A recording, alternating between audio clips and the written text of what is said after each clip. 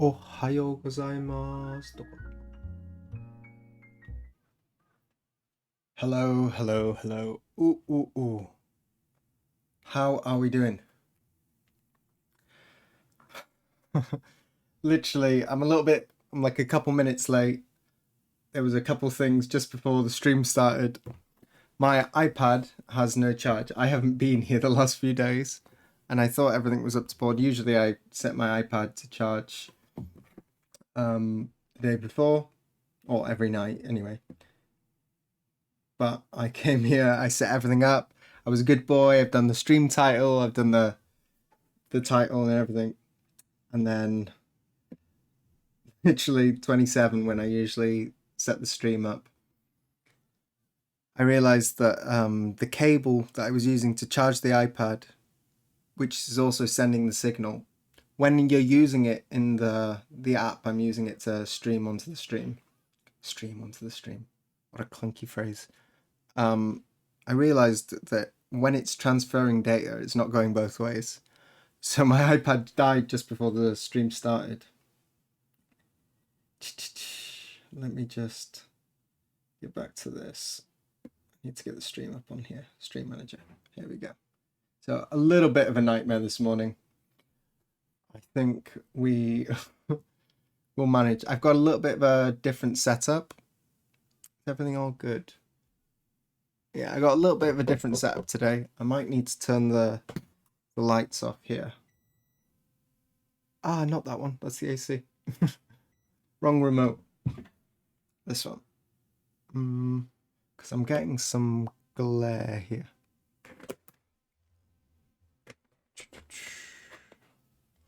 This one doesn't help. The main one. Okay, we're going to go dark mode. Turn off? I think it's okay. So we've not got our usual stream view for the tracing. We are going to do some tracing today, but we will be looking down from a cam. Your heading message is spot on. Hooray. Yeah. How are we all doing? I've had a busy couple days. I'm a little bit sore. Boy, are my arms tired. It is quite literally. I'm a little bit stiff and sore today. Anyone told you you look like George Harrison a bit? No, I haven't heard that. I've gotten... What was when I did the Twitch stream with Dave a little while ago, there was something like, Dave, I didn't know you were doing streams with Post Malone, which I thought was quite apt at the time. No one ever called me that before, but I thought it was quite a funny one. I changed like my hair. I used to always cut my own hair, and I go through like styles. Like I had a big old beard for a couple years, and my hair keeps changing. I go through phases of like having a certain look, and then it changes quite dramatically. So maybe the George Harrison one works now. I can't think of a young George Harrison.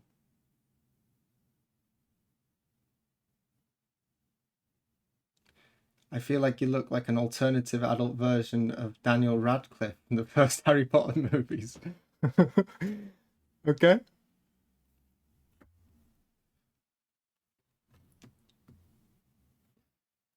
Should I start enunciating my words a little too emphatically? Greetings, welcome in. Okay, let's switch and let's try and figure out if this camera setup is going to work. I'm quite disappointed. It's a little bit blown out even with all the lights off. I think it's okay. Here's what we've got so far. Yeah, you can't really see that very well. And unfortunately, it's not easy to adjust the ISO when I'm on streaming mode. If I touch things too much, they'll... Anyway, when we zoom in, the contrast is good enough, isn't it? Charging iPad, yeah. But this is my old. I'm using when I'm using the iPad to draw on. I can't use all the streaming software. Usually, I screen share to the iPad to use all the streaming software.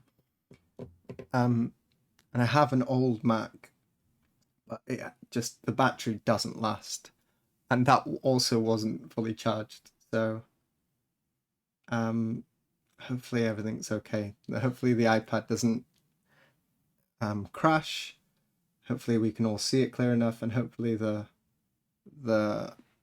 PC, not the PC, it's called laptop. The laptop doesn't die either. Let's get into it. Yeah, this is how far I've done. We started on the kanji here last time. I finished that up, and I basically worked my way down the body here. I got all these bits done, finished off all these leaves, and I went up here. There's a couple little petals and stuff I haven't finished here, but we've still got this whole side. There's a bit of a question with this stuff because the first image I was using was a mosaic, and I guess I got a couple of them off by a few pixels, and I knew I'd be touching it up because I was hoping I'd get an even crisper image. So I kind of just roughed them in so that I could touch things up a little bit later. What I might end up doing is just erasing all the outlines and stuff of this whole leg here and start again. But I think today, just for a little bit of a change, we can work on some of the kanji up here. We can start from the left side and work our way across. Just took delivery for a new Samsung tablet. 8GB for 8GB for Lightroom Cloud. Hurrah! Congratulations. Enjoy your new tablet. The iPad is like, it's been so great for me. It's one of the best purchases I ever had. Why does it look so blown out on screen? On the camera, it looks a little bit better than it does on the screen there. We turn all the lights off. Is that better?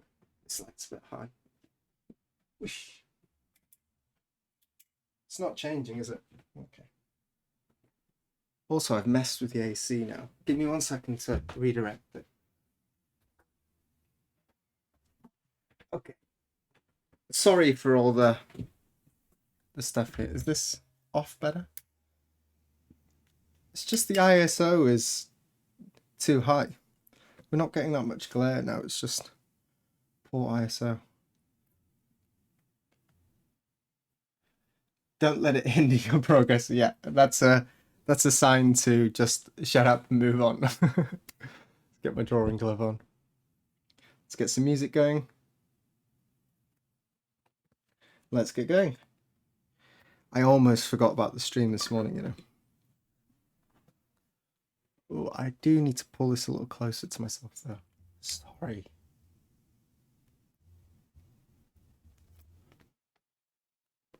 Okay, let's start with these kanji. I guess don't rotate the iPad. I'm going to start with the kanji up here. 6, okay. It's not drawing. Ah, it is.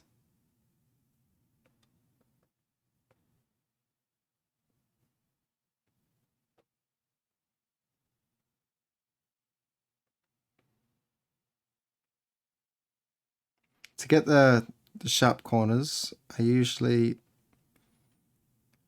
go off the edge and then I erase back. So a lot of work done with the eraser.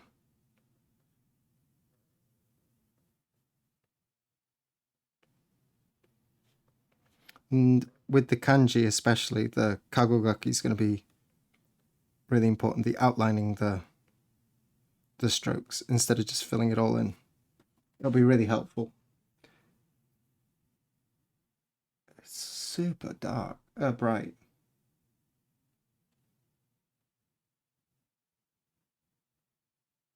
Looks blurry to me. It's really bright, isn't it? Nandaro.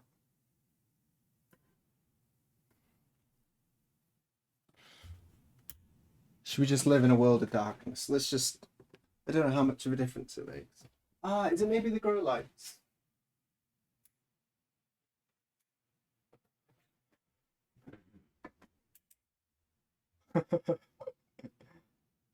It's not changing the screen, is it? Maybe I can turn the brightness down on this. Oh, that's the one that's doing it. Okay.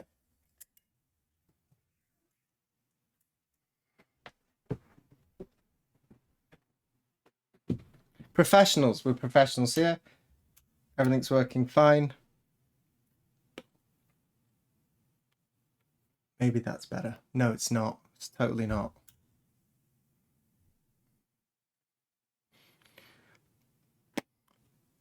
Let's just work like this for a little bit and I can switch it over and connect the USB after it's charged a little bit.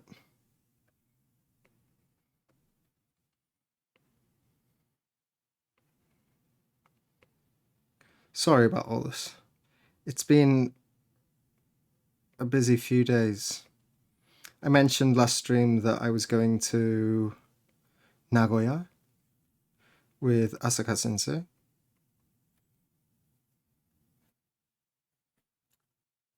Wheelchair Willie, thank you so much for the subscription. Arigato. 3-month streak. That's as long as we've been doing the stream. Right?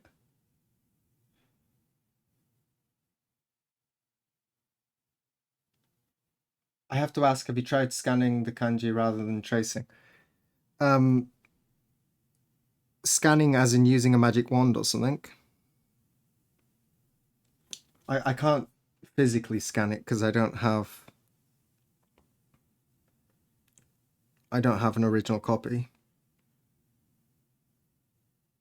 Even extracting the lines with a magic wand and stuff, yeah, it's nowhere near good enough. And if I do that, which I've tried doing this type of stuff, when you do that, like you boost the contrast, try and get sharper lines and stuff, you lose all the taste in the lines. There's a lot of stuff that also there's decisions I'm making, like this is kind of simple right now, but there's lots of areas where I'm deciding if it's just the line is blurred, if the paper is like caught up a little bit of extra pigment, if there's tamari, stuff like that. And the resolution here is not really as good as I'd like it. It's kind of difficult to see when it's like this, but when I fill it in, if I put the fill layer in now,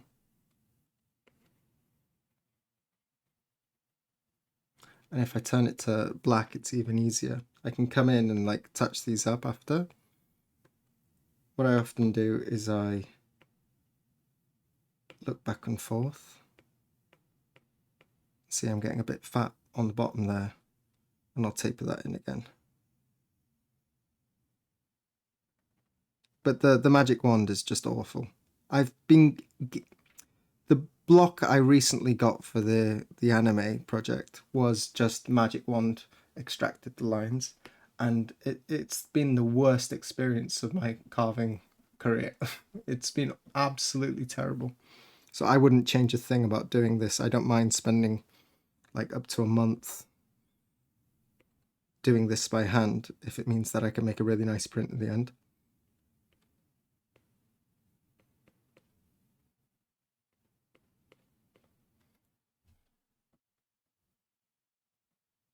The one on show it. No, that one was done quite a while ago.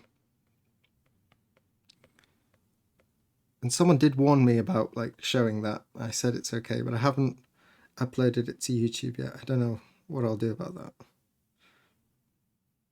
I got a little bit cold feet after the stream. I hadn't planned on showing it, and then I saw it. I was like, maybe I'll just show it. And now I'm thinking, maybe I just won't. I'll probably put it in private until I decide what I want to do. I'm like almost certain it's fine. No one's going to see it.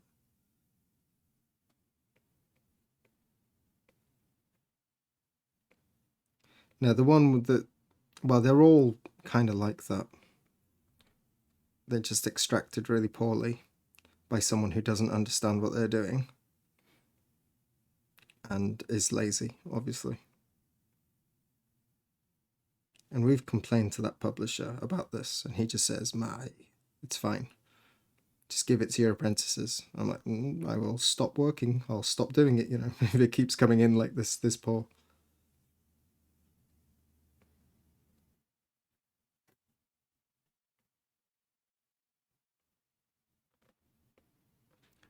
I'm a shokunin. I do like the jobs that I'm given, but there's also a point at which I have some self-respect and I say, no, do you know, I'm not doing this. I'm not doing this crap work.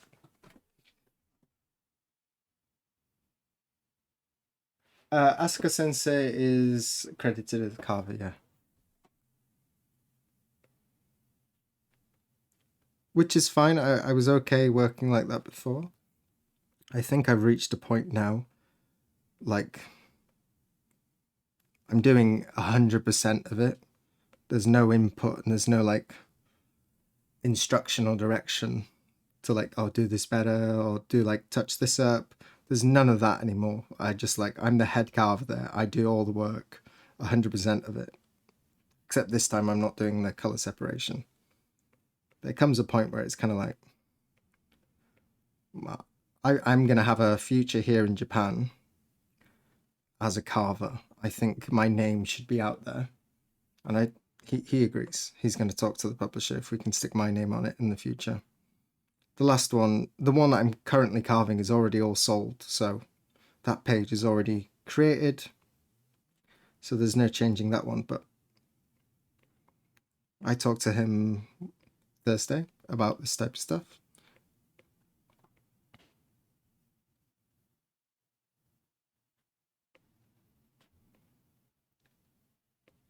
So hopefully that will change.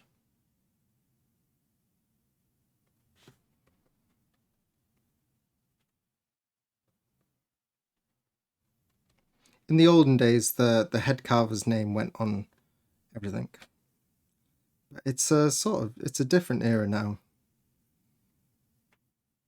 And when like your name visibility is so important for you getting work and like being paid correctly and showing like, this is the work I've already done before. If you can't talk about any of that work or your name's not on that work,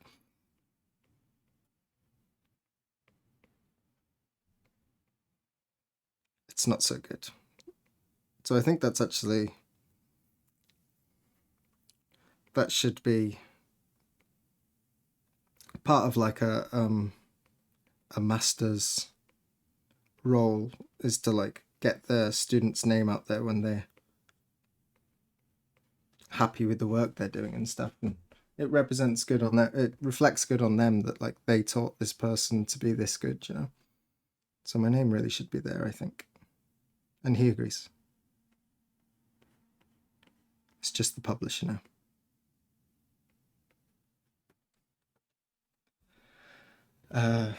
Let's use this soon.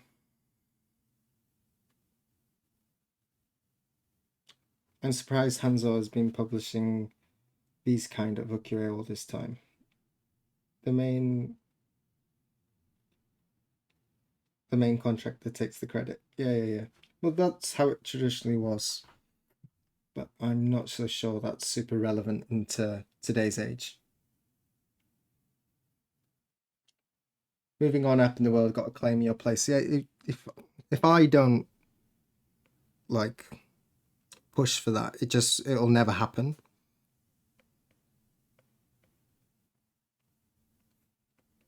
And it doesn't really affect my day-to-day work right now, but I know that in the future, in Japan, Mokankan's like visibility to Japanese people is kind of limited.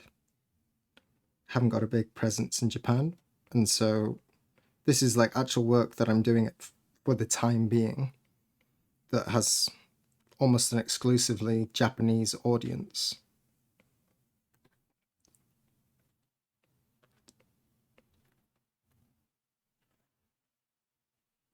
Time to establish your own workshop, perhaps.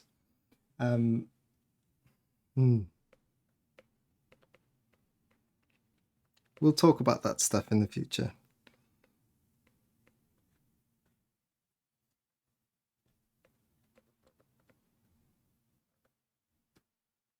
I'm coming up on 7 years here. Like next March, it will be 7 years, which is the official length of the apprenticeship. There's also 3 years on top of that where you're like committed to working for your master to sort of pay back for the time that they put into you. They can earn some money off you.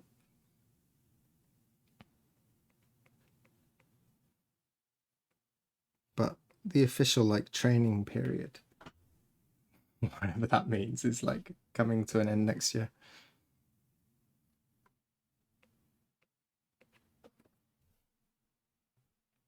When I was collecting comics and comic art, I read many stories about artists who worked in the shadows for creators and never got any acknowledgement. Yeah. Yeah, you've got to put your name out there because, like I said, if you don't, no one will. And it was okay in the early days where I was still training and whatever. I decided really early on that I was just gonna not talk back about anything asked of me. I'd just say yes. I had a yes policy to everything, just to be like the best sort of apprentice. And just shut up and do the work. Something you don't like, just like you can complain about it at home, but just like be a man, stand up and just do the work that you're asked to do. Your time will come, no rushing. I've reached a point now.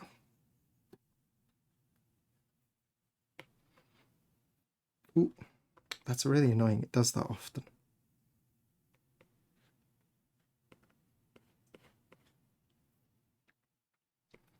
I think it was important to work like that in the beginning.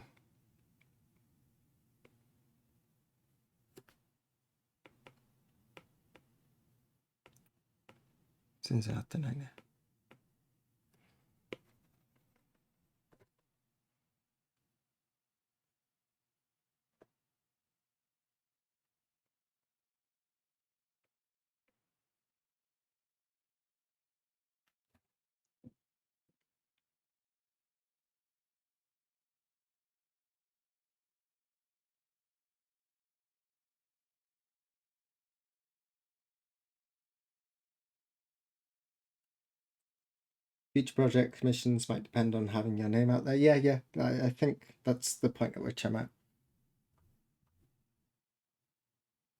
I had similar advice from multiple sources. Early on, say yes as much as you can. Later on, you can learn to say no and focus. Yeah, that's exactly it.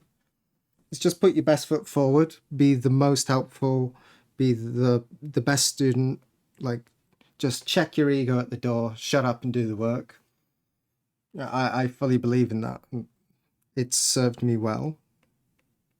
But if you, the only issue with working like that is that you can really easily slip into like a submissive mindset, and then you never learn to move past that and like develop your own voice and start to put forward your own ideas.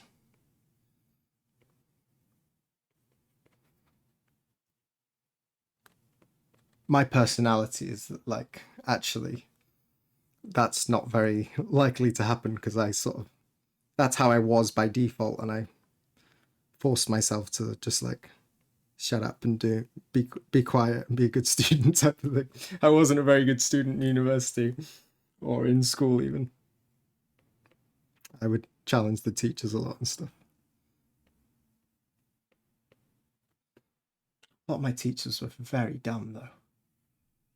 Rural Wales was not the best education.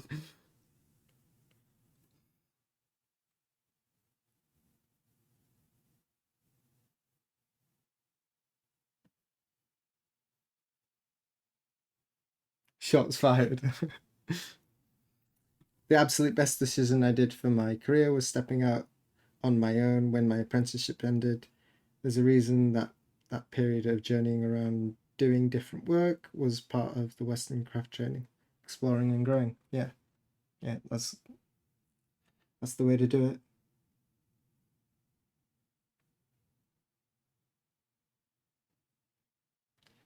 Well, you'd think that challenging and asking teachers questions would be a very good student, and maybe like,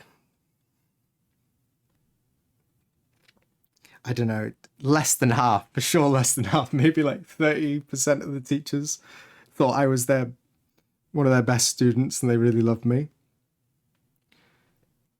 And the others just absolutely hated me.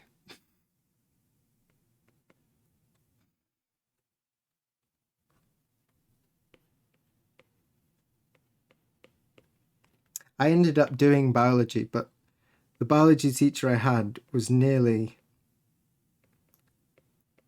nearly put a wrench in that. I said I'd never do biology because how bad this teacher was. During revision times, he used to like Pink Floyd a lot, and he'd just play Pink Floyd videos during the lessons. Just like, listen to this, kids. Like, that's fine, but he was also very dumb.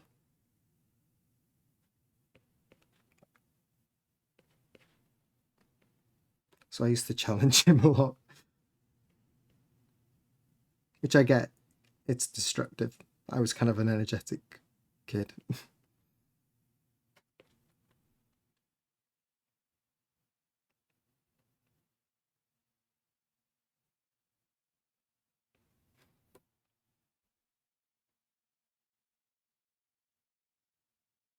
Yeah, comfortably numb.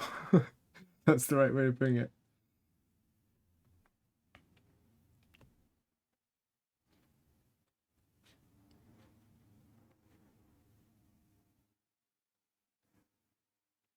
Anyway, so Wednesday, we drove down to Nagoya. I left my house at 5 a.m. And no, I left my house at like 5:30. Got down to, in his defense, Pink Floyd is pretty tremendous. They're good. Not a week before your exams during your revision time where he's supposed to be like filling in any gaps that maybe people don't understand. To just talk about rugby and Pink Floyd is not great. He's a piece of shit. I really didn't like him. I think he got fired after I left. Pretty sure he got fired after I left for being a bad teacher.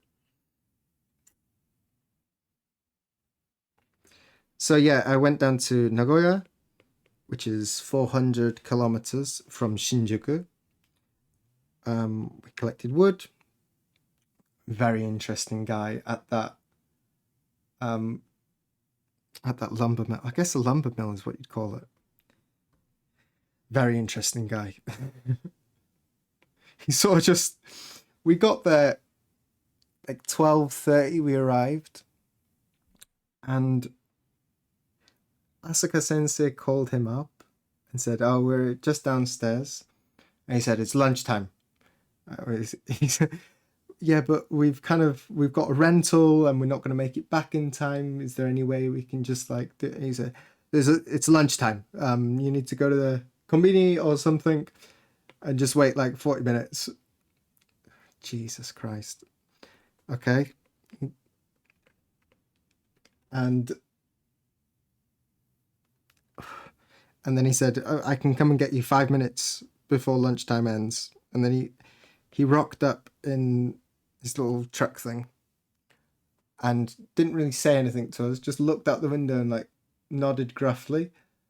And we got in the car. He wasn't unfriendly, he was just a bit of a strange guy. We got in the car and followed him to another place. And he sort of just pointed at a batch of logs, didn't say much. And we looked through them, we checked them, we said, "Yeah, okay, we'll take them." And then he got back in his car after we'd loaded them. And he was like directing us how to stack them in the car and stuff. Then we got in a car and followed him to another place where he had some extra wood. We'd agreed on like these 1 meter long planks. But he took us to another place where he had some like really big slabs. And we ended up getting them as well. It's just funny. Just in the car, just like walks off, gets in the car, brum. Really strange, gruff man, you know. He talked, but I don't know. I don't know how to describe him. I've never met a character like it. But we got a bunch of wood, and we got it all for the price of like one large block set of finished blocks, like 8 blocks. We got all this wood for around the same price as that, which is really good. Let's see the comments. Principal was not a Pink Floyd fan, no.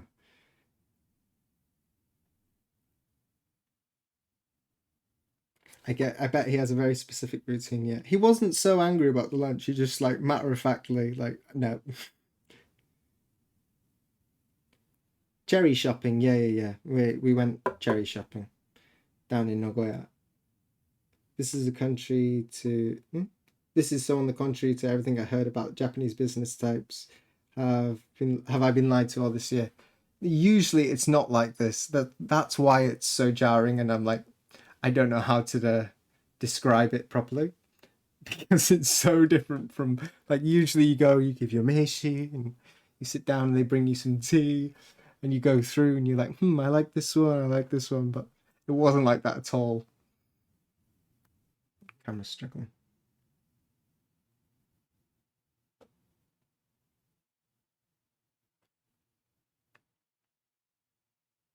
Sounds like the perfect. He was a little bit like a character. If anyone's read any Haruki Murakami, he was a little bit like a character from one of his novels.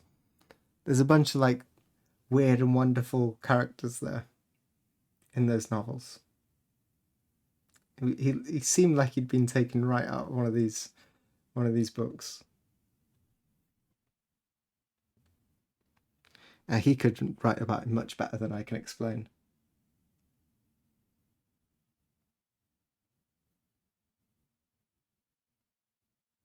No, you won't. You don't need to be disheartened. Usually it's not like that. Anyway, we get all this wood in the back of the car, and it's sitting really kind of low. The guy was saying like, check another car, see if your leaf springs. If they're bowing this way, you're okay. If they're going up, I went, leaf springs. We don't have We don't have leaf springs. This is like a modern car. But I really wish I'd looked at the. It was a little K truck. Not the open back ones, but the open back ones, the ones where the seats fall down. It's like a flatbed inside. They're really fun, these little K cars, you know. Anyway, I wish I'd taken a picture of it before we put the wood in, because it was a little bit heavy driving it.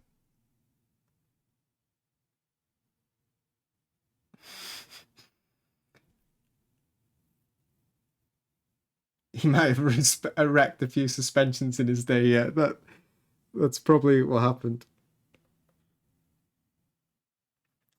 He said, as long as they're not bowing upwards, you're okay to drive. I was like, oh, I think that's cutting it close if they're completely flat.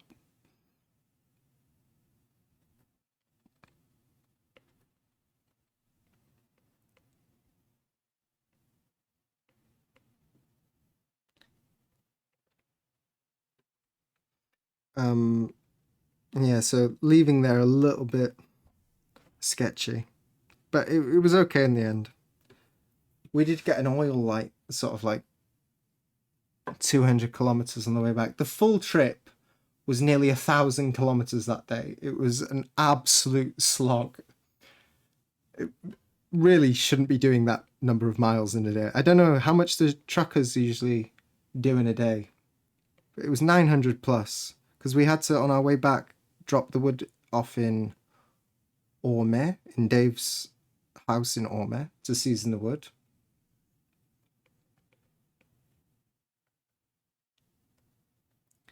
So it's like 400, and then it was 400 to Orme.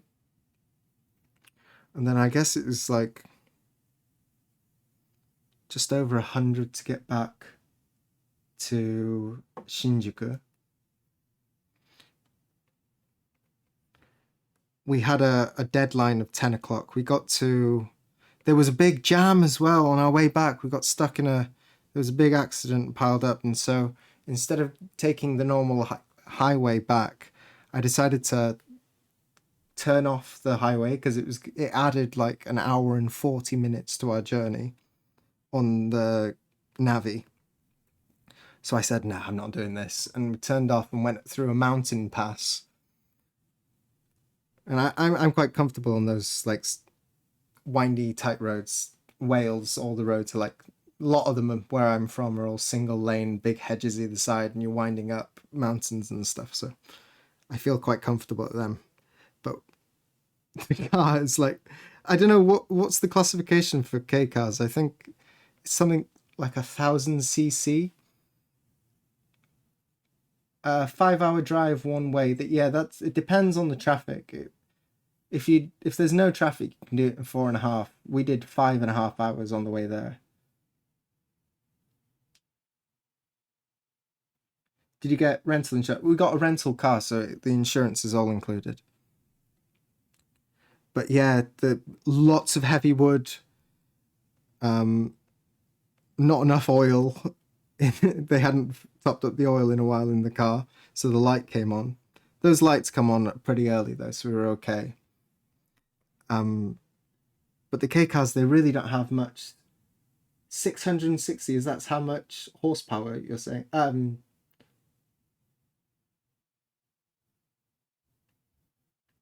not sure if that's what you're responding to.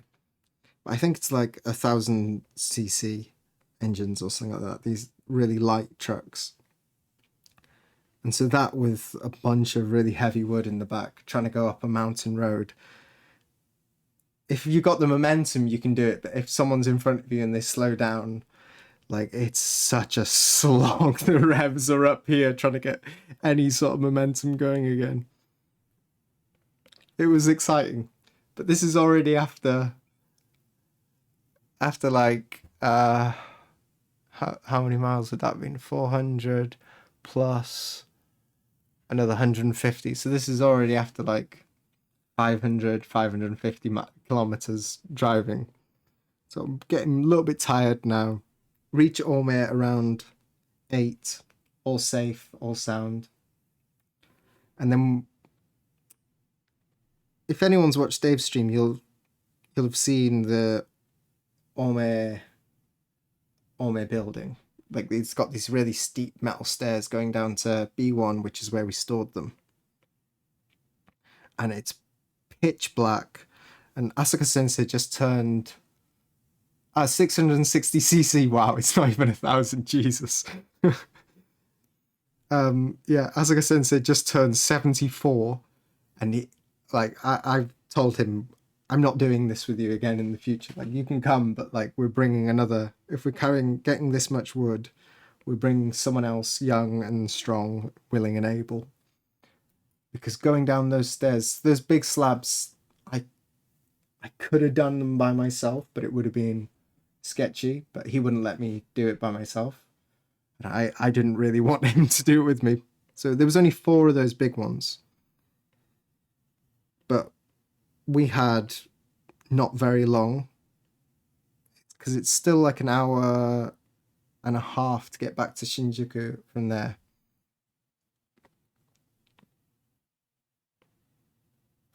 So we had to move really sharpishly in Ome. Try and get all the wood out, down to the bottom basement quickly so we could get away. But it was sketchy. He slipped once. I was going down first, taking like most of the weight, trying to pick it, and he was guiding it down on the other side. He slipped once, and I like held him there. This massive hunk of cherry. And then I sort of carried the rest afterwards. But he gambared. He really like went for it, carrying all these things. But I don't want him to do that again. So we didn't end up stacking everything properly. We made it back to 10 o'clock was our drop-off point. After doing all this, dripping with sweat, just filthy from these wood blocks. We arrived back at Shinjuku at 9:58, just in time, just before they close.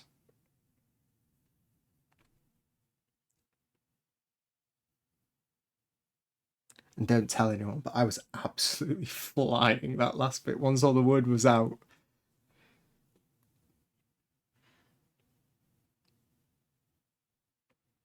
Once all the wood was out, it moved pretty sharpishly.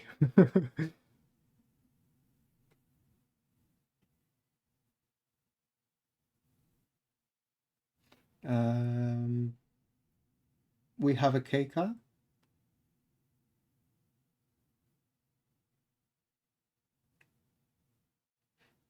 Japanese versions of the US K car. I'm not sure what the US K cars are. K cars basically, they mean they haven't got very big engines, and so you don't get pay as much for the toll roads and stuff like that. I don't know what the K stands for.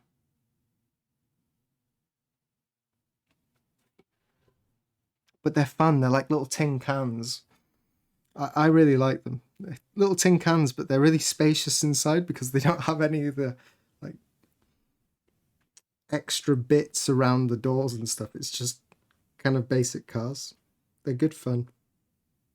I think the K trucks, they got lots of people were importing them into America and stuff, the little K trucks.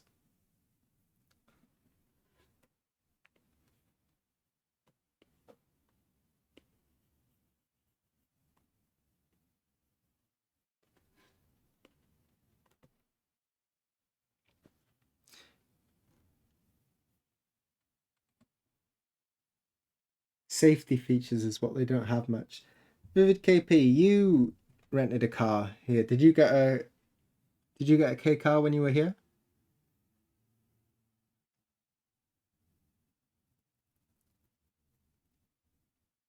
The K in K car does not stand for anything specific. It's simply a letter designation assigned to the Chrysler. Okay. I did. It was a Passata. I don't know what Honda Passo is. I'm guessing not a K car.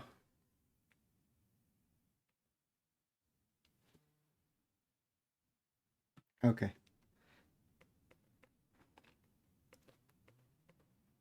Anyway, it was a fun trip. I can't remember who suggested it. The idea of taking the train down. But I managed to convince Asuka Sensei that next year when we do this, that's how we'll do it. I really don't think we should be driving that many miles in a day.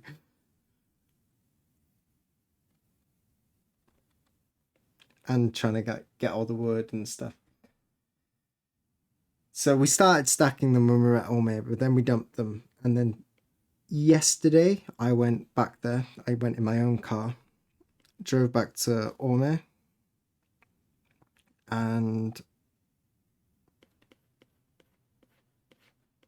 like took everything down the way we'd stacked them to properly stack them, because they're not all completely flat. Some of them are a bit bulged and stuff, so I wanted to make the stack really stable. They're going to be there for like 5 years. They will need to be... Oh, is the camera struggling? They will need to be rotated and flipped over the course of this 5 years. But if we've got any storms and stuff, because they're outside under a cover, there's a awning over the balcony, and then they've also got a cover on top of them, so they should be fine. I think I was talking to Dave, and he was saying that the old block maker, Shimizu-san, didn't just had them out in normal note, uncovered, and he was really good about flipping them and letting them to season like that. Is your own car not suitable for wood hauling? Dave is kind of strict on this. He doesn't want me using a personal car for Mokohankan work. It was okay to drive to Ome, that's just sort of commuting to and from work, but these bigger trips, like if anything happened, then the liability is like a little bit iffy. So he prefers to use rental cars when I'm like driving him somewhere, or if I'm taking Asuka Sensei somewhere for Mokankan purposes. Yeah, and also my Ferrari doesn't hold so many wood blocks.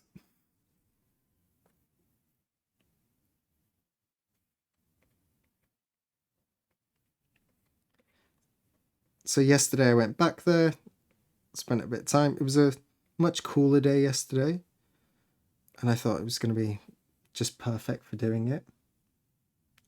But the humidity was absolutely wild. I was drenched. I took all the wood down.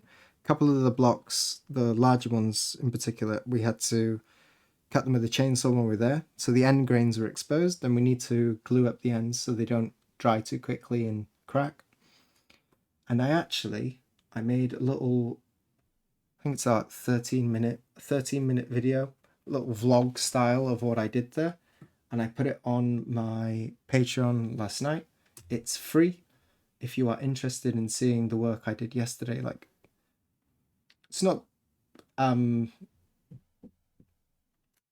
that like difficult stuff. It's sort of stacking, gluing up some ends, but I think it's interesting enough. If you are interested, it's there for free on my Patreon. You don't need to sign up or get a tier or anything. I think it's only available. It's available for free members. So if you just click join, you can leave after, watch the video and leave after if you're interested.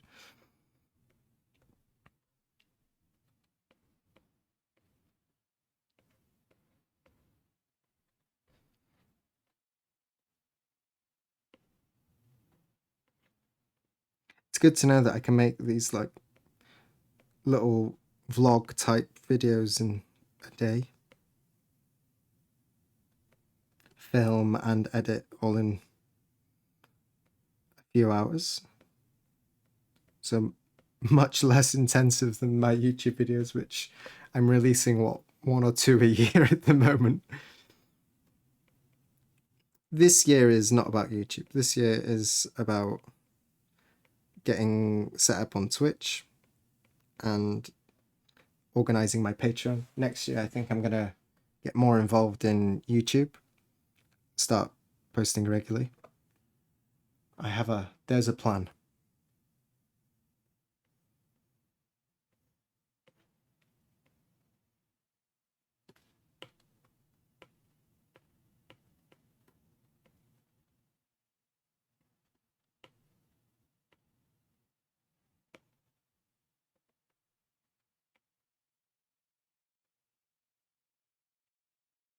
Down, cross, and down.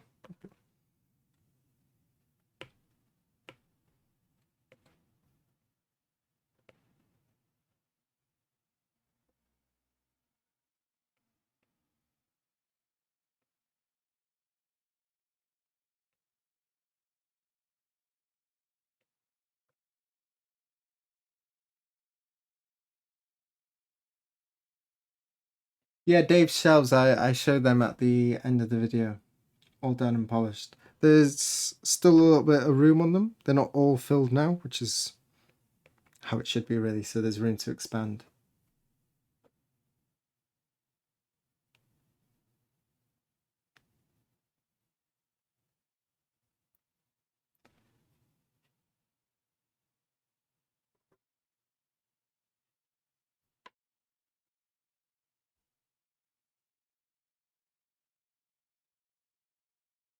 I enjoyed the video and would like to see more of this peripheral woodblock print work.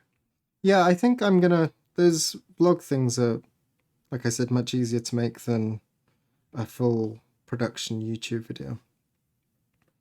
So I'm thinking about how to do it, but it's good to know that I can physically make them quite easily, and I think they're interesting enough. They're not the same as what I was doing, but it's good to have some variety. And being able to actually get them out the door is kind of a big thing.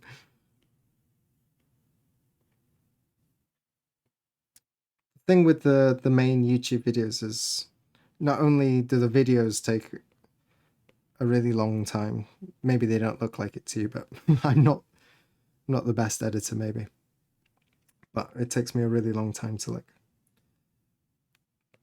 get everything sorted on them. They're a lot of work, filming and stuff as well. It's kind of tricky sometimes.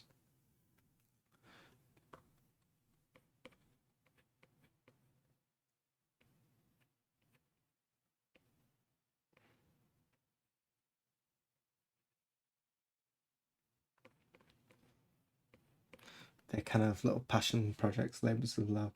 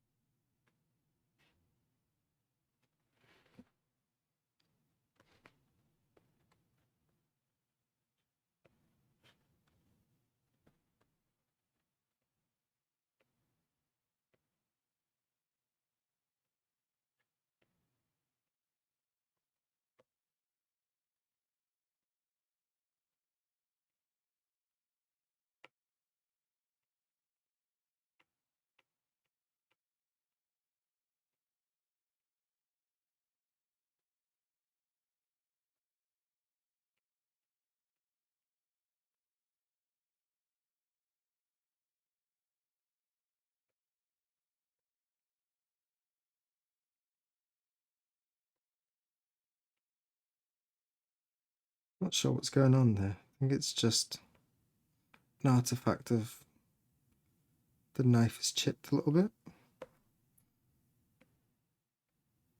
rather than being taste from a brush. I think I'm going to smooth that out.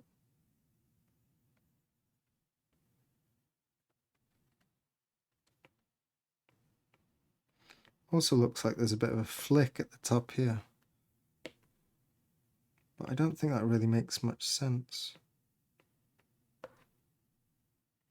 It's probably something like that. And then it's caught a bit of pigment down the bottom.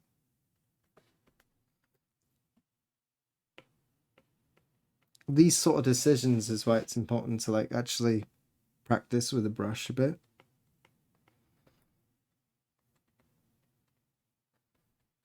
Because there's certain things that the brush does, and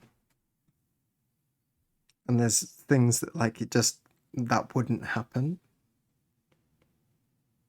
And so practicing calligraphy not only helps with like the tracing and stuff, I think it's really invaluable, but it also helps like understand the brushes a little bit for carving, and you can add more taste in and stuff, especially when the Hanshita gets a little bit blurry or smudged.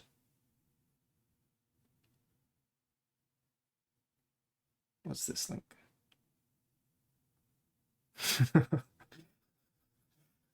What the hell are you guys talking about? Have you studied calligraphy? Yeah. In my earlier years, I'd go on Saturdays to a calligraphy class. I'd be at the workshop doing my apprenticeship, and then I'd go away for an hour or so, do some calligraphy.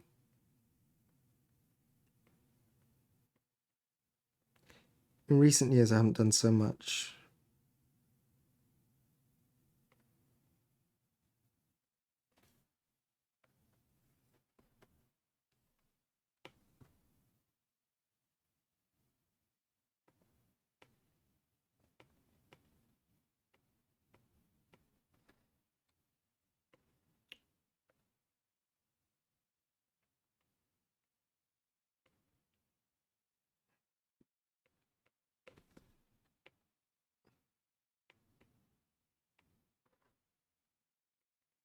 Too much flavour, and then I took too much out.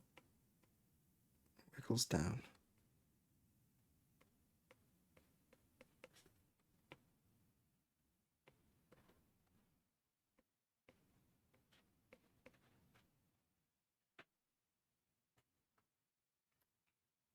KP, you also did some shoulder. Yeah, it's really good. It will improve your carving a lot.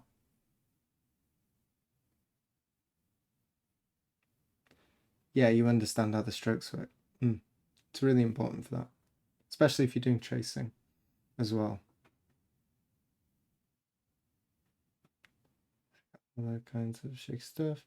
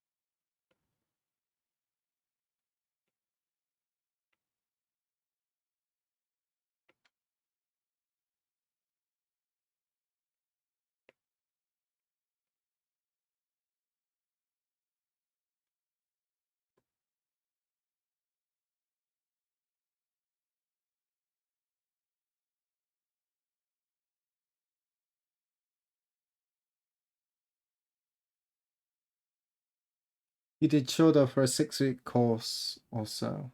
I was hoping it would help me read handwriting better, but it didn't really help. Yeah. The handwriting can be so trouble. Kanji's difficult enough,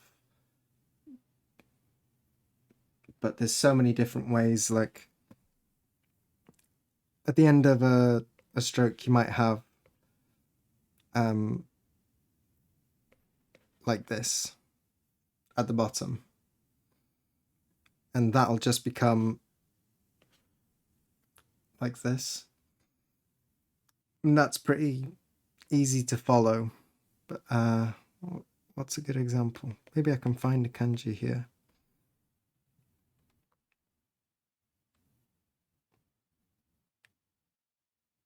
Like the boxes, these boxes like this, they often just become, there's a bunch of different ways to do them, but they often just become that, and then they carry on at the bottom there.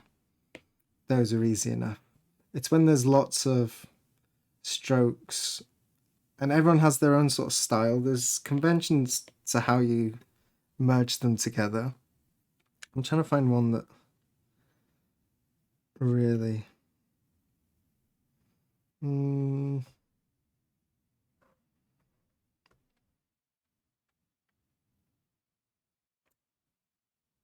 no, there's not one there I can think to explain it better.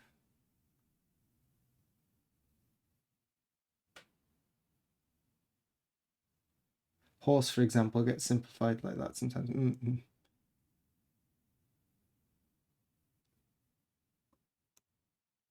Mythbusters. Ah, the rocket cars. Okay. Sorry, this is your own conversation. I'm not involved in that one. I can't follow along with all that.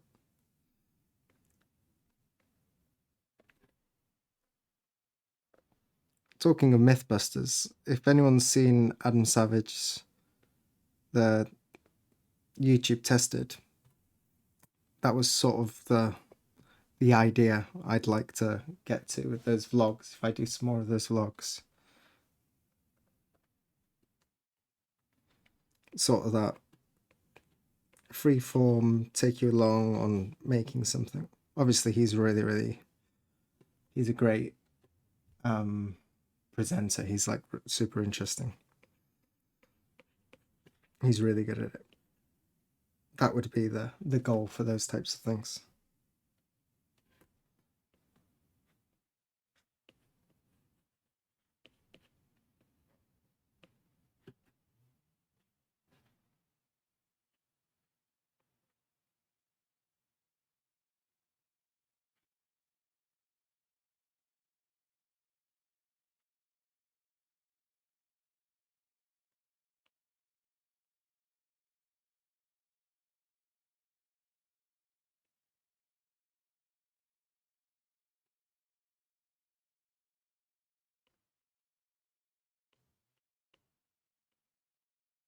What time are we on?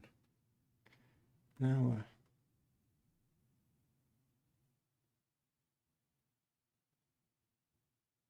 Yeah, really good vlogs. Oh yeah, it's cosplay. I obviously have a lot of time like sat down at home alone, so I watch quite a lot of YouTube. I just like have it on in the background. I have the autoplay on, and I used to watch a lot of his stuff. Well, watch, just listen.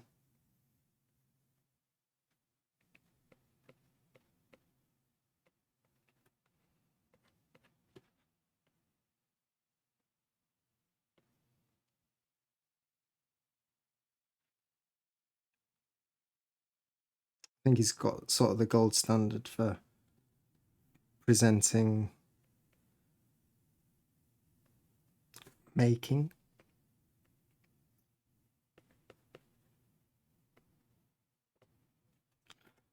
So if I can get better at storytelling like that, I think that's what I'd aim for those blogs.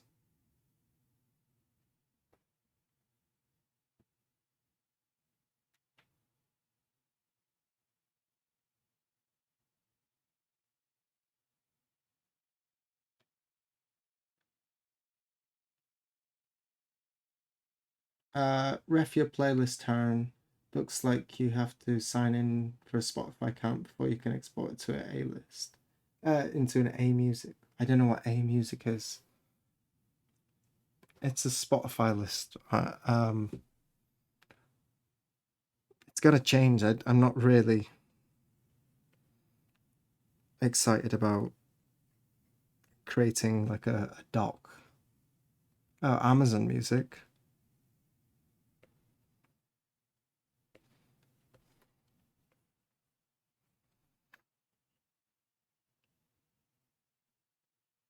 If you have a suggestion that doesn't require me doing a bunch of behind the scenes updating a list, I'm very happy to do it.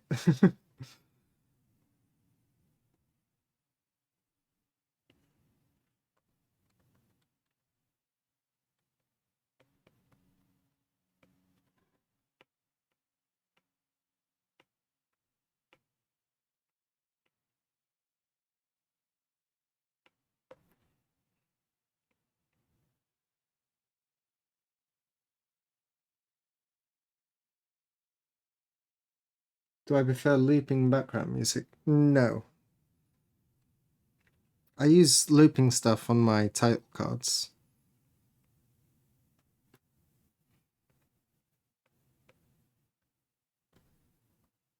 But I don't prefer to listen to looping stuff. I think it gets a little bit tedious. I was listening to... It doesn't always fit so well into the... Well, it doesn't fit the vibe of the streams and stuff, but I really enjoyed my car ride yesterday. When I was in the car with Asuka Sensei for the 1,000 kilometers or so. Obviously I didn't want to just like blast my own music, so I just put like some chill jazzy stuff on. But when I was in my own car, I haven't been able to play music really loud well, not since Tuku's been born, really. But I got to absolutely crank the speakers up, listen to some Eels. Is anyone else here a fan of the Eels?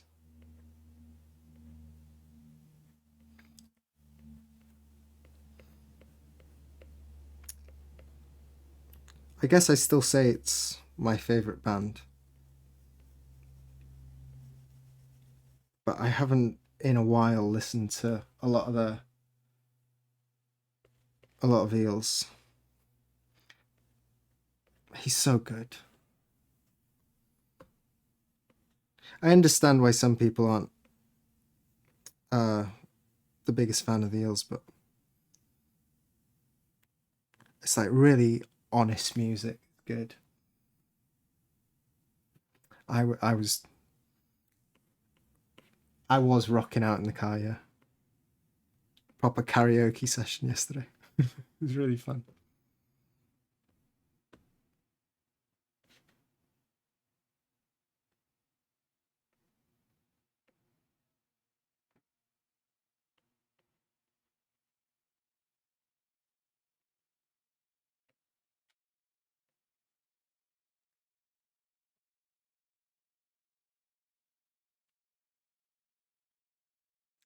Tamari.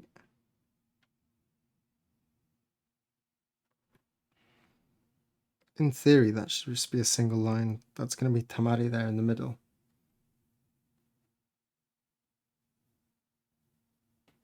On my long fishing road trips, I am doing audiobooks. Usually when I'm carving. Well, I go through phases of like either listening to like essay type stuff on YouTube or whatever I'm interested in at the moment, or audiobooks or music. I go through phases.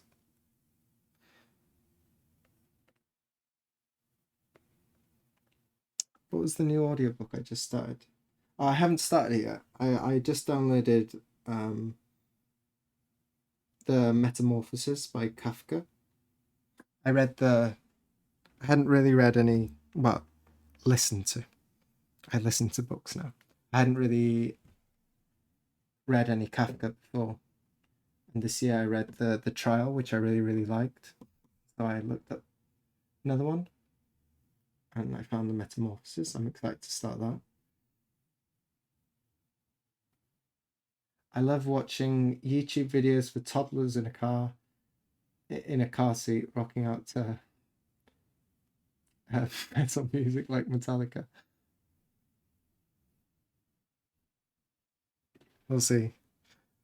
What will Tuka listen to?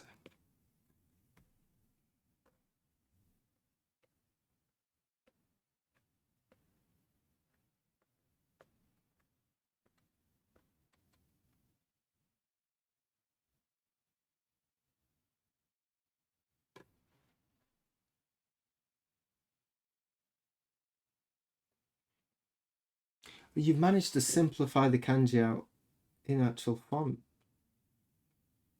Did you just find a font where it was simplified? Didn't know you could change the font in chat.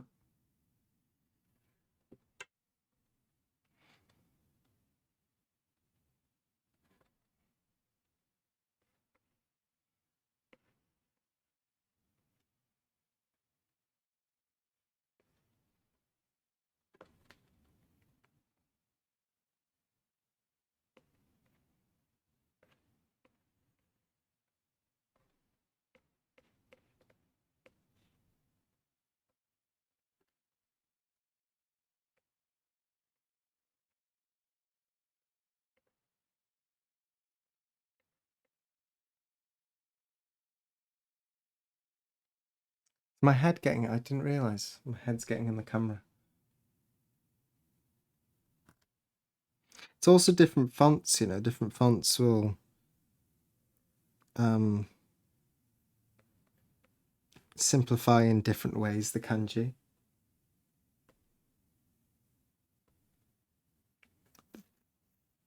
What's the blocky one called? If I make this a bit bigger, I can show you.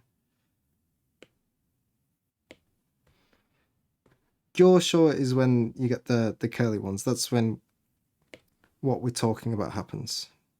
Jesus. Let's just do Yamane. I guess you're not going to be able to see it. Let's do Skeet.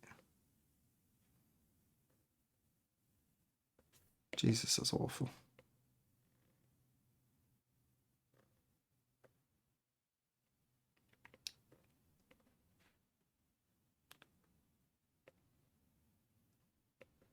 Got the really blocky ones. Or then Gyosho, it's sort of like it swiggles things up a bit more. And then there's Tosho, I think it's called, which sort of rounds everything out. This is not a very good kanji to show off all these, and I haven't got the right brush for doing this. Tosho, Gyosho, and starts with a K. Is it Kyosho? Maybe the blocky ones are Kyosho.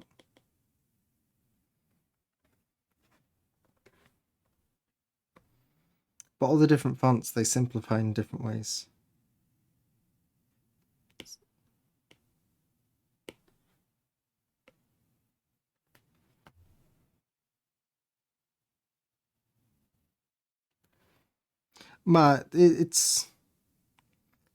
There are principles behind all of it, but there's also a lot of room for creativity and doing your own things. There's just like, what's the word I'm looking for? Standards.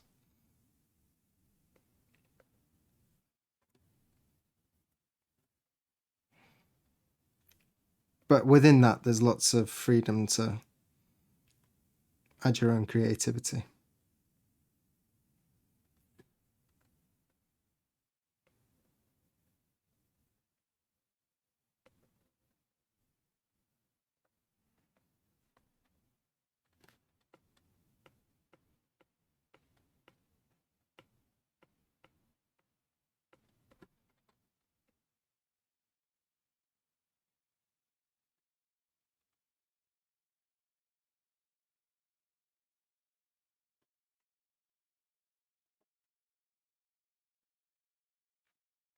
That's also true, yeah. Even the if you stick with the standard strokes, a lot of the kanjis have changed over time as well. They've been, for the most part, they get simplified, but sometimes they're just completely changed. Asaka Sensei has a book of like all the old kanji that we used. So if I ever have any questions about like, because Hokusai often makes mistakes in his kanjis. Like I checked a lot of the kanjis. I first just asked my partner, and then if she wasn't sure, then I'd go to Asaka Sensei and like go through his dictionary of old kanji with him to see what the real kanji was supposed to be.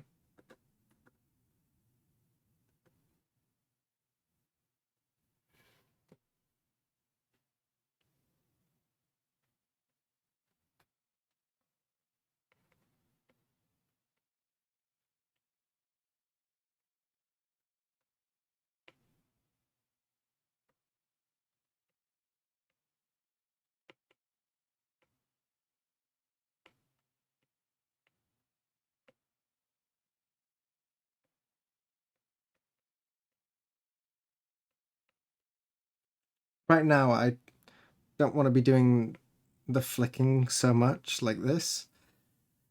I think it's probably visually not very fun for you guys on the stream. What I'll do is once I finish a section. After the stream, I'll go back and I'll like fine tune and check all these kanji again. It's always good to do a second pass, especially on the kanji where it's like really critical.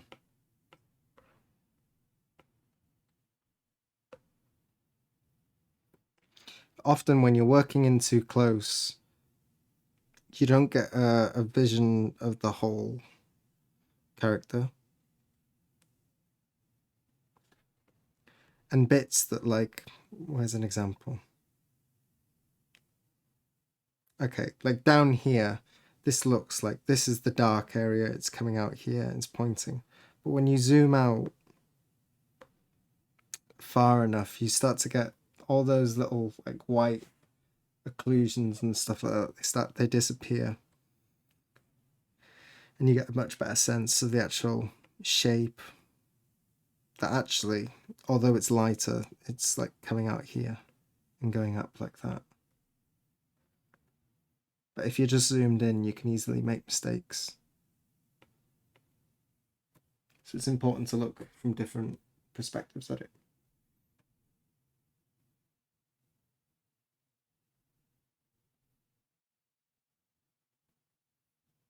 Just realised that this is the perfect way for someone such as myself who knows nothing about written language in Japan to incorporate kanji into printmaking. Duh. What is? Tracing? Are you saying tracing is the perfect way? Does the Apple Pencil have replaceable nibs? Yeah, I've been through a ton of them.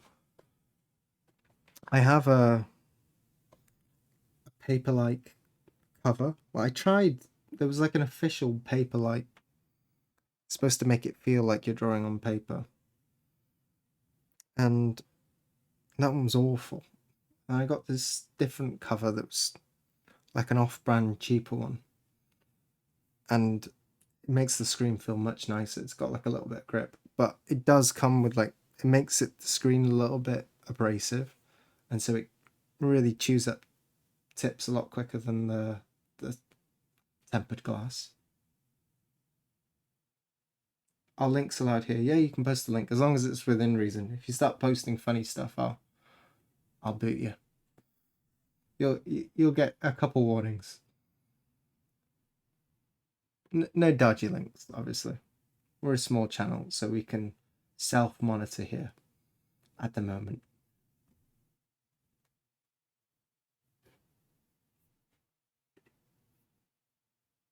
Ah, nice. This is I think it's called Tosho, this style. Although it's not the classic Tosho, it's a little bit. I think the classic Tosho doesn't have so much of the waviness. What this isn't, yeah, I think this has a different name to the one I was saying. So the one you just showed there, it's got like a little bit of waviness like this. It's got the rounded bits. But I think Torshore, the one I was talking about, is more symmetrical. It's more like this. It doesn't have so much of the waviness. The style you just showed there, I think they put a bit of waviness in those in some places.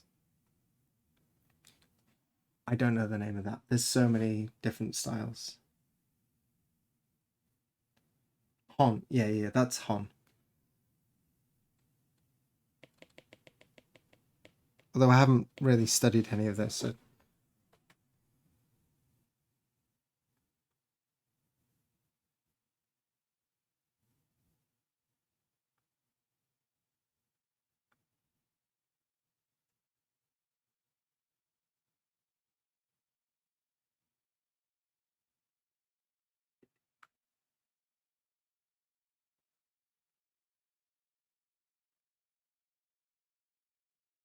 Thoughts on Kawasaki-san retiring? Did Dave talk about that on the stream? I won't be commenting on that. That's her business. I don't really want to. Oh, he did. I haven't seen. I must have missed the stream. Oh, I did because I was in a car on the way to Nagoya, so I haven't seen that stream yet. Yeah, that's not really my business. I don't really want to comment. I don't know enough about the situation, and I don't really want to. I don't want to spread anything about her, talk anything.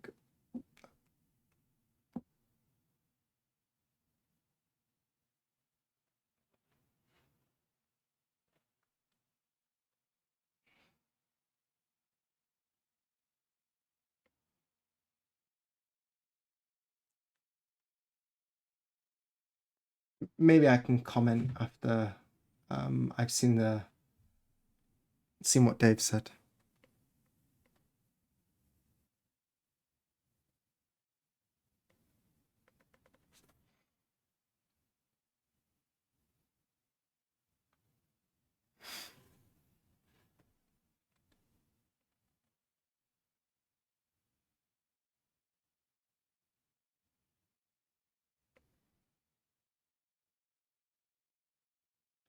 Taryn could do triathlon probably. I've been thinking a lot about doing triathlons.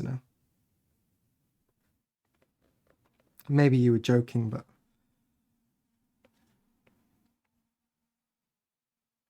do you know what, the one I was looking at? I was looking at an ultra marathon um, in Mongolia. I got super excited about it. It's called the Gobi March, and I watched a YouTube video about it, and I got super excited, and I started running every day, thinking, I'm going to do this. I'm going to do this. It's not an Ironman, no. I think it's about 100 kilometers, but it's like partly in the Gobi Desert, partly on the the Mongolian steppe, and there's some mountains involved. And it just looked incredible. You camp out between the stations. I think it's over 4 days, 4 or 5 days, and I'd love to visit Mongolia anyway. I got really, really excited. I started planning for this, like, yeah, I'm going to train, do this, get ready to do it, like, sort out my gear. What ultralight camping gear do I need to, like, do this properly? And I looked into it, and it's like $4,000 or something to participate. So I won't be doing the Gobi March just yet. But I really want to do it. That's steep, yeah. And that's like without the flights and stuff.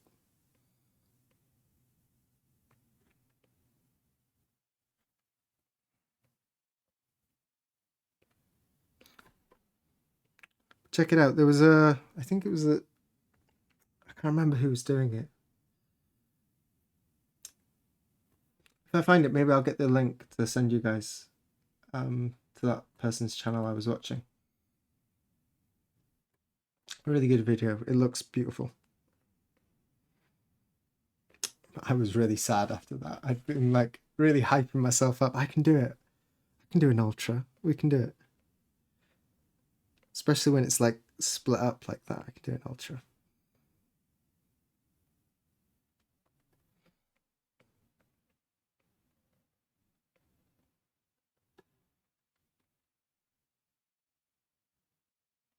There's got to be other ultras that, yeah, it's not necessarily it's not just doing an ultra that I want to do. It's doing that specific ultra.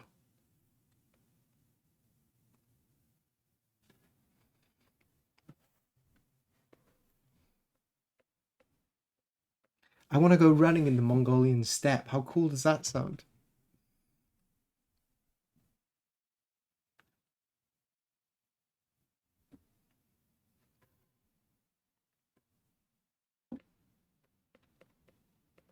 It's a crazy place. Run, Taran, run. Yeah. The thing with the triathlons, I was thinking, because I started looking into triathlons after I realized that the Gobi March wasn't going to happen because it's too expensive.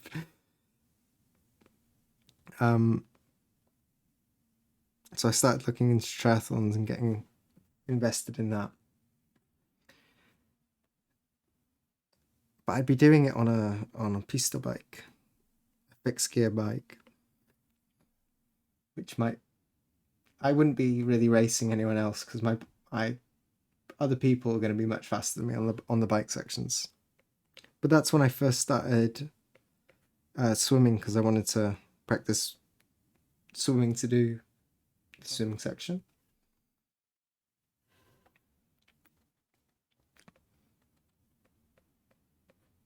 Because it had been a long time since I'd actually done swimming. And I've been really enjoying my swimming since then.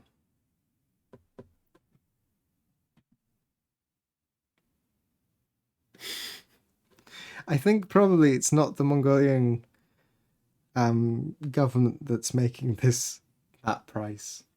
And I know it's a lot of infrastructure to like get the medical support people and stuff out there in the middle of the steppe.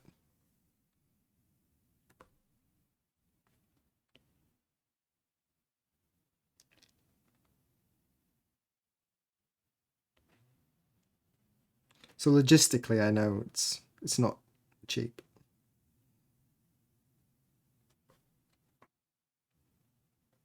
Maybe I can find the link to it. It's an incredible race.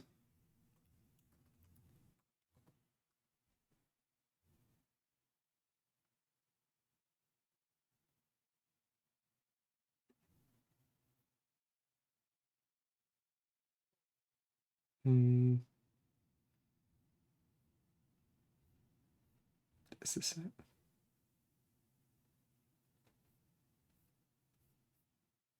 It might be the one. Oh, we're on low battery. I think this is it. The website looks a lot different from the one I was looking at though.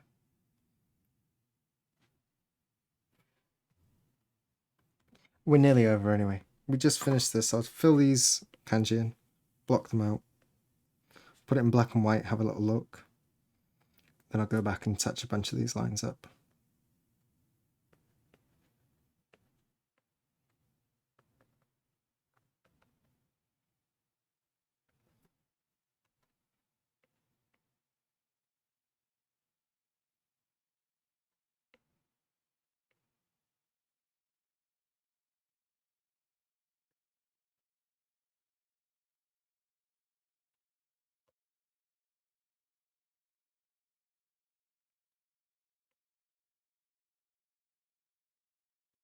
Maybe one day we'll do that.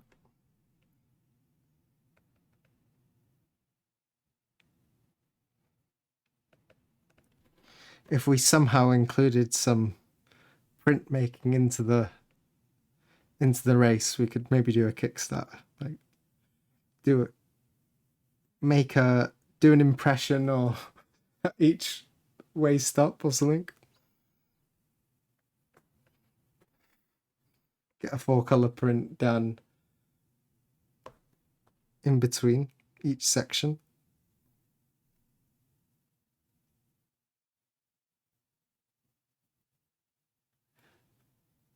Camino de Santiago, is that the one in Spain that goes along the old monk's pilgrim path?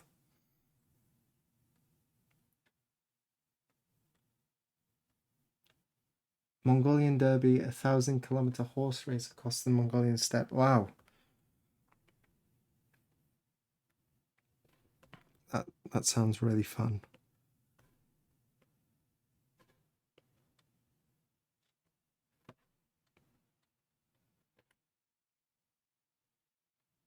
Yeah, a friend has done it many times.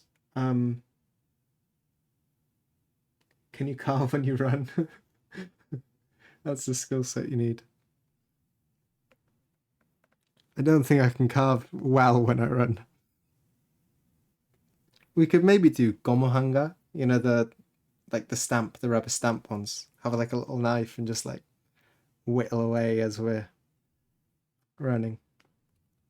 The Camino, yeah. My friend did a portion of that and he said it was one of the best experiences. Like he's traveled to a lot of countries as well. And he said Spain and particularly walking that was like one of his best memories he's ever had from traveling. So I'd really like to do that one day. The other dream trip, my ultimate trip since I was like young, is I want to get a canoe, 2 weeks, tents and stuff, and canoe down the Ardèche in France. That one, I tried to get it going and just I didn't have the right friends to do it. No one was interested in canoeing for 2 weeks down the Ardèche when I was like 16. Everyone looked at me a little bit strange when I suggested, like, I gotta do this. Knife while running, what could go wrong? No running with scissors, but hangitos are okay.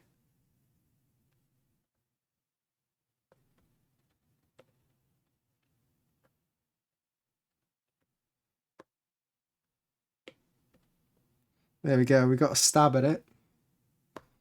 Do have to film these bits as well.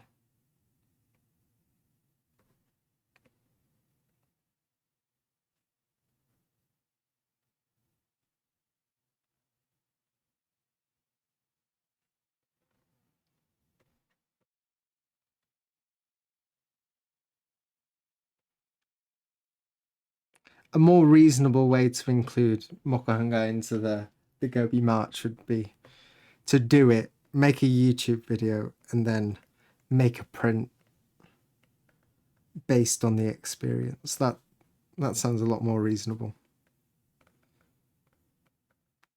Take some photos along the way or something. That would be the way to do it. And then I could do a Kickstarter to get you to all fund it for me. And all the Kickstarter people get a copy of the print after it's done. And I can do this in all the free time I have. 8 views of Gobi. Yeah. Just a small project. How many stations are there? 4 stations of Gobi.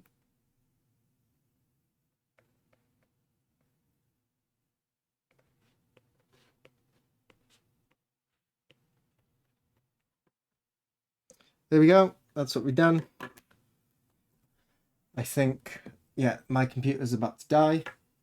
8 views of Gobi. Have you tried tracing with a brush that mimics a Japanese brush? Yeah, on my Procreate, I made my own brush. And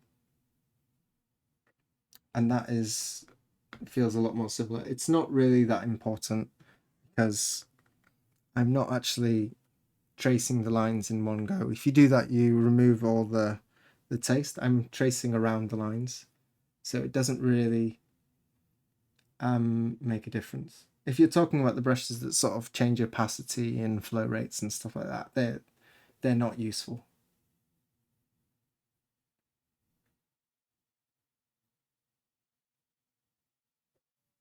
Need Sensei Martian to run with you, but I'll run in front and he'll point his camera at me.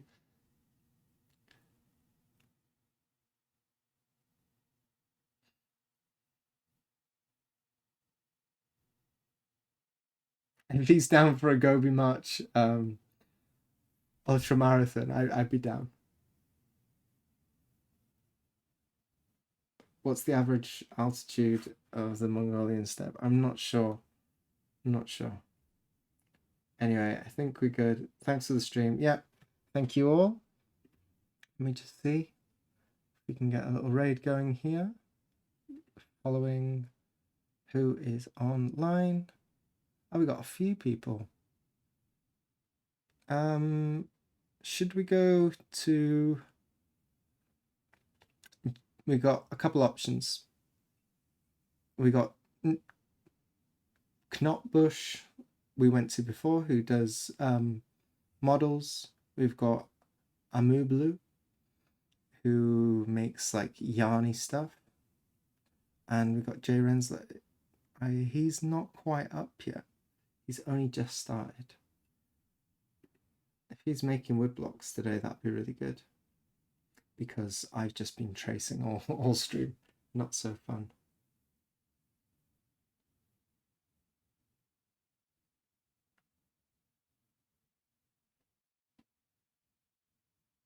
Seriously, why is this computer dying? It's a laptop, and it's very old. I got it before I came to Japan, and I don't know what it is. Zoom out on tracing. This is where we're at so far. I'm sorry, it gets blurred out when we zoom out. Maybe if I hold it flat, is that better? No, it's much worse. Okay, let's just go to Mr. J. Rensler's stream. It's been a while since we've been there. He's not quite up yet. Be nice. And I will see you all later. Thank you so much. Arigatou gozaimasu. We need to...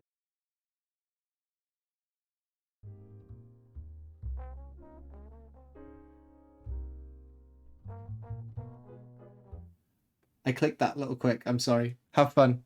Enjoy your raid. Be nice. Bye.